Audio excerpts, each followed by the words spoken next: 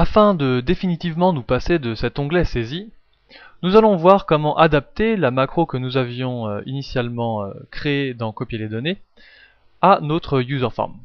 Pour cela, nous allons aller dans Visual Basic et dans Valider, ici, qui nous permet d'ouvrir le code. Nous allons tout simplement remplacer tout ce code par ce qui a été créé précédemment. Donc, ce qui a été créé précédemment, c'est la macro vérification et tout ce code-là.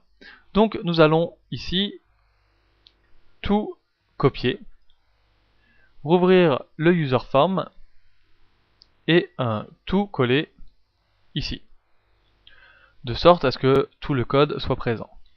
Nous allons supprimer l'ensemble des informations que nous avions initialement saisies et aller ligne par ligne pour éventuellement trouver les incohérences. Jusque identifier la dernière ligne, ici, première ligne vide, etc. Tout ça ne change pas. Ici, cependant, cela change puisqu'effectivement le nom-code ne vient plus d'une cellule, mais bel et bien d'une combo box. Donc nous allons mettre combo box non client .value. Pour la date de facturation, ce n'est plus effectivement une cellule, mais aussi une combo box. La combo box date de facturation. Le système reste le même, sauf que ici, il va falloir mettre pareil la combo box date de facturation. Pour la date d'échéance, pas de changement.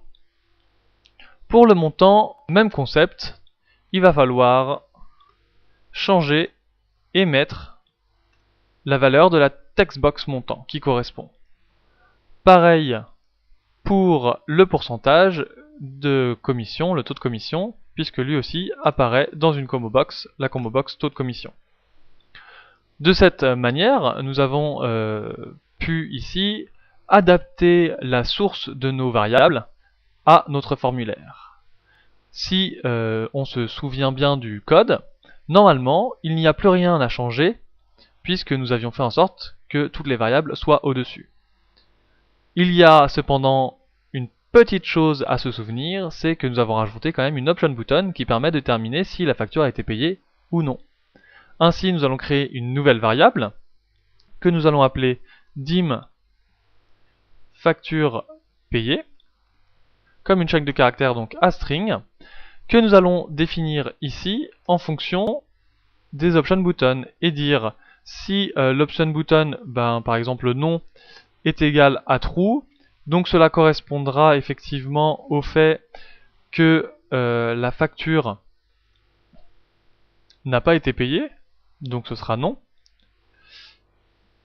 Et donc l'autre condition forcément contraire, ce sera que la facture payée sera égale à oui. De cette manière, nous allons pouvoir changer notre code et adapter directement la copie des informations avec la nouvelle variable qui est donc facture payée.